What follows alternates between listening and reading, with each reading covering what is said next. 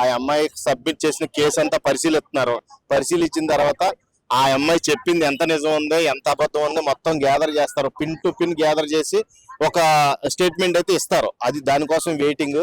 ఇప్పటి వరకు ఆ అమ్మాయి కేసులో పెట్టిన అబ్యూజెస్ ఏంటంటే, నన్ను మానసికంగా మైనారిటీ తీరక ముందు నుంచి నన్ను వాడుకున్నాడు, శారీరకంగా మానసికంగా అన్ని విధాలుగా నన్ను పాడు చేశాడు. ఇప్పటిదాకా ఎందుకు చెప్పలేదు అని అడిగితే ఆ అమ్మాయి చెప్పే ఒకటే క్వశ్చన్, నన్ను బెదిరించాడు, బయట ఎక్కడైనా చెప్పేస్తే చంపేస్తానన్నాడు. ఒకటే క్వశ్చన్ చెప్పింది. ఇప్పుడు చెప్పడానికి నేను శారీరకంగా మానసికంగా చాలా కృంగిపోయాను, నా వల్ల కావట్లేదు, నాకు పెళ్లి చేసుకోమని ఫోర్స్ ఎక్కువైపోయింది, మతం మార్చుకోమన్నాడు. మతం మార్చుకొని నన్ను ముస్లింలుగా మతం మార్పిడి చేసుకుని నన్ను పెళ్లి చేసుకోవాలని ఇంటికి వచ్చి అలా ఆయన కూడా నన్ను బాగా ఫోర్స్ చేస్తున్నారు. దాని నిమిత్తమే నేను ఈ రోజున పోలీస్ స్టేషన్ కి కేసు పెట్టవలసి వచ్చిందని ఆవిడైతే చెప్తుంది క్లియర్ గా. మొత్తం కూడా ఒక 40 పేపర్లు అయితే సబ్మిట్ చేసిందంట ఆయన మీద. మొత్తం శృంగార రాసలీలు మొత్తం 40 పేపర్లు ఉన్నాయి. ఆ పేపర్లన్నీ కూడా ఒక స్టేట్మెంట్ ఆధారంగా అప్పుడు అందరిని ఇన్వెస్టిగేషన్ చేసిన ఆధారంగా ఎవరి తప్పు ఎవరు తప్పు అనేది కాసేపులో తెలుస్తుంది. ఇంకా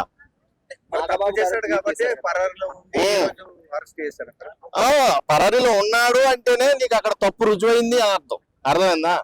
అవును కదరా, అలా చూస్తాం. పరారీలో ఇప్పటిదాకా జానీ మాస్టర్ కనబడకుండా తిరుగుతా ఉన్నాడు. నెల్లూరులో ఉన్నామో, నెల్లూరు వెళ్తే అక్కడెక్కడో లడక్ లో షూట్ చేసుకుంటా బెంగళూరులో పట్టుబడ్డాడు. బెంగళూరులో పట్టుబడితే ఎస్ఓటి టీము తీసుకొచ్చింది. ఈ రోజు ఇప్పుడే ఇప్పుడే వచ్చాడు ఆయన. వాళ్ళ ఆవిడ కూడా అక్కడ ఆ కేసుని డైవర్ట్ చేయడానికి చూస్తుంది. అంటే ఇప్పుడు జానీ మాస్టర్ ని సేవ్ చేయడానికి ఎవరైనా ముందుకు వస్తారా అంటే ఇప్పటి వరకు అయితే ఎవరో రాలేదు.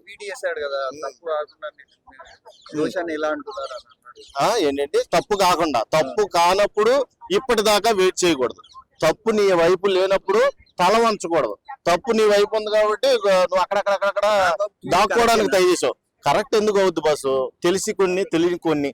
ఇప్పుడు ఎవడైనా ఒక చిన్న మంచి పని ఏం చేశాడంటే, జనసేన పార్టీ నుంచి వచ్చిన ఒక అండర్లైన్ ఏంటంటే, నా పార్టీ కార్యకలాపాలకు నువ్వు దూరంగా ఉండు, ఈ ఇష్యూ సాల్వ్ అయిన తర్వాత చూద్దాం. మాక్సిమం తీసుకోడు. ఆయనకున్న మెంటాలిటీకి గన్నపెట్టి కాల్చాలి, ఇంకా కాల్చకుండా వదిలేసాడు. పోనీలో ఈసారి చూద్దాం అన్నట్టుగా ఏమో గాని, ఇది మట్టికి ఎట్టి పరిస్థితుల్లో పవన్ కళ్యాణ్ అయితే అంగీకరించడం. నేను ఈ ట్వీట్స్ కూడా ఈ ఫేక్ ట్వీట్స్ అని నేను అనుకుంటున్నాను. ఇంకా దీని వెనుక రాజకీయ కుట్ర అంటున్నారు. వైసీపీ వాళ్ళు కావాలని అమ్మాయిని రెచ్చగొట్టి చేస్తున్నారంటారు, నిజమనుకోవచ్చు? చూడాలి, ఇన్వెస్టిగేషన్ జరుగుతుంది కదా. అలా కూడా ఆ కోణంలో కూడా ఆలోచిస్తే ఈ అమ్మాయి ఎన్ని సంవత్సరాల నుంచి మరి ఆ అమ్మాయిని పాడు చేస్తున్నా, అత్యాచారం చేస్తున్నా ఇప్పటి వరకు చెప్పలేదు కదా. ఆ కోణంలో కూడా ఆలోచించుకోవాలి. వైసీపీ నేతలు ఏమన్నా హస్తం ఉందేమో దీంట్లో చూడాలి. ఖచ్చితంగా దానికోసమే వెయిట్ చేస్తున్నాం. అసలు నిజాలు ఎంత, అసలు ఎవరిదే జెన్యూన్ ఎవరిదే ఫేక్ అనేది ఒక గంటలో అయితే తెలిసిపోద్ది. జానీ మాస్టర్ భార్య కీలకం అసలు దీంట్లో. రెస్పాన్స్ ఇవ్వలేదు. ఆల్రెడీ ఆవిడ వచ్చింది అన్నారు కానీ యాక్చువల్ గా ఎస్ఓటి టీం వెళ్ళి తీసుకొచ్చారని తెలిసింది. జానీ మాస్టర్ ఆవిడే దగ్గరుండి ఈ కార్యకలాపాలు అన్నిటికి కారణం కాబట్టి ఆమె ఖచ్చితంగా అక్కడ ఉంటది.